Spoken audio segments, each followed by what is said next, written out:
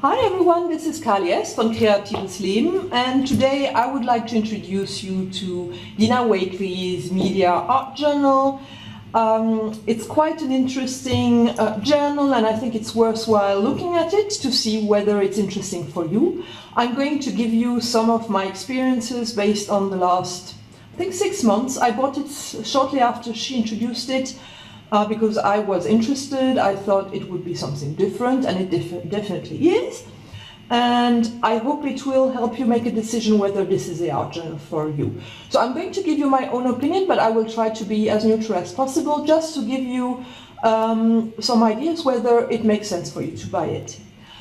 Size-wise, I have taken 2 different art journals that I have. These are my 2 Delusions art journals, and if I put them next to each other, you can see that the Dina Wakley's Media Journal is just in between both. So if this one is too small for you and this one too intimidating because it's too big for you, then maybe this is the right size. The interesting thing about this journal is that it consists of different pages. So here you would have brown paper, here you would have watercolor cotton bound paper, and then you have burlap, very interesting, and you have canvas. So this is something very, very special. Also, what I want you to note is it consists of 4 signatures. It has about 50 pages, 54 pages, and double pages, to be honest.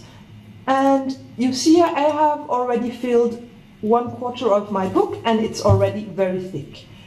I think that's one of the challenges you might have if you like to paste, to collage, to put things in your journal. It might break. This is what happened, for example, to my large Delusion art journal. I had too many things and it couldn't cope with the size and all the pages. So this might become an issue. I haven't encountered it yet because I'm not finished, but I'm just mentioning that. So, as I said, it's interesting because it consists of different paper, and I would like to give you my feedback on what I would recommend after having used it for the last 6 months. First of all, I found it very intimidating. I'm someone who usually doesn't have issues with white pages. I often have it here because the page is not white. So if you take this, what do I do here? You know, do I need to take gesso? Do I need... it's a very different way of working. And I can, based on what I have tried out on my journal, I would like to give you some recommendation on how to best use it. So let me show you a few things I have been doing. And let's say that if you apply your paint thinly, as it's being done here, you use structure paste, as I've done it here, you paint on top of it, you write on top of it, not an issue.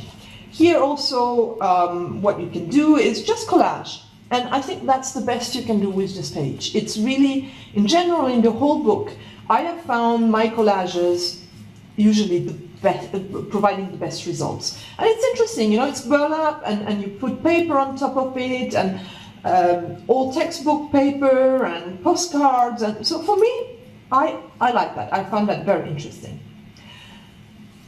I have even sewn some fabric in here, so if you like sewing, that's a great journal. You know, I have been sticking, so here are some sticking letters that I have put down. And you can see these pages deal very well with it, and I like the result. You know, it's different to what I usually do. I like painting, but for everything collage, scrapbooking, I think this is a great journal. The challenges come when you start using paint, I think, or at least you need to be aware about the restrictions or what will happen. So one thing that you need to be aware of is as soon as you put paint, so 2 things. If you want to use the canvas, make sure to prime it first, so use some gesso or whatever you want to use underneath. Otherwise, it's going to absorb a lot of water, of color, and it's going to make it expensive for you, obviously. So you put some gesso, you put something down. And the second thing is, you see now, when I open another page where further down, this would be my canvas, and you know, it's the same size as all other pages. Now you look at it and you see that it has shrunk. And this is what is supposed to happen. You know, this is canvas. This is why we prime canvas before, because it's going to react with the materials. But it might not be something to your liking. So I want you to be aware of that. So if you don't like this working of the product, or if you want it to be neat, it might not be the thing for you.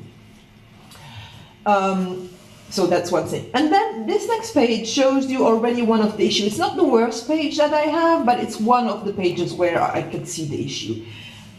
The paper that is supposed to be a watercolor paper, I don't think it absorbs paper well, water well. It doesn't like water. So for example here, I had used, I think, my nail color too, and then I went in with water, and that didn't work at all.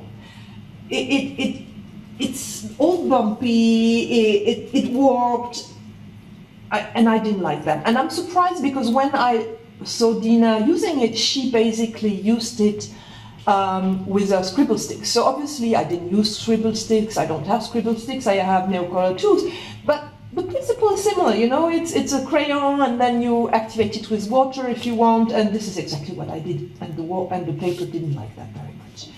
And I can show you other examples here, it's the same, so I don't look too much at the content, it's not beautiful, it's a lot of practicing and putting paint and really seeing what it can do, and here again, the canvas, and this is probably the worst page. So I wasn't playing too much with it because I was a bit disappointed about the results for myself. So I stopped, and then I said, no, give it a second chance, and I put some gesso, so I put on both sides, and I think this is okay. You know, here I put my neon colors down again, and that worked very well.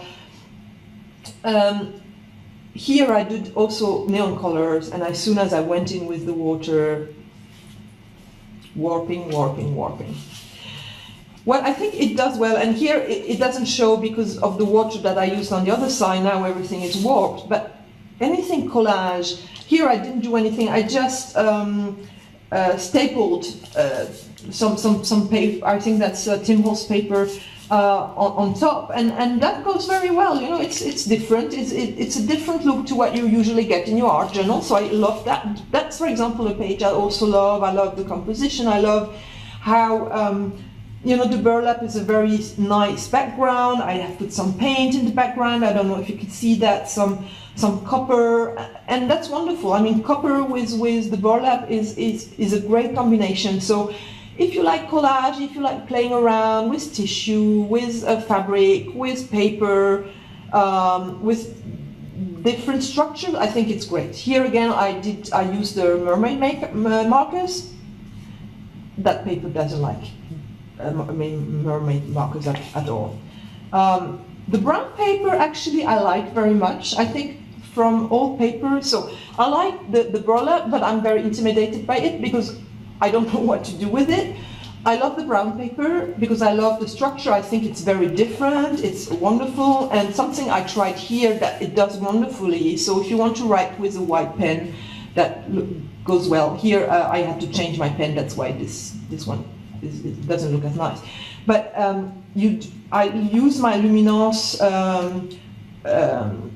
color pencils, and I just love the effect. I mean, look at her, I love the colors, and you don't need to do much, I'm sure, and I didn't try that, but not I'm sure. You could try, for example, also using pastel, for example, that would be a wonderful thing to do.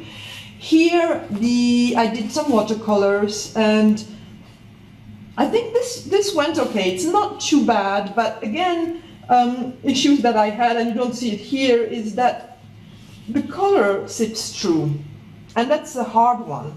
So here I did a collage, and here I think this is really the strength of this journal. It's really trying out new things, using different products. It's not a classic, so it's not for you if you like painting, it's not for you if you like a nice piece of paper to do your watercolors, as I often do. It's really more for scrapbooking. It's great for color pencil, especially on the brown paper. It's great for collage. And so this would be my review. I hope it has helped you make a decision whether this would be your next art journal. I hope you enjoyed it. If you did, please give me a thumbs up. And if you haven't done so, please subscribe to my channel. Bye bye, see you next time.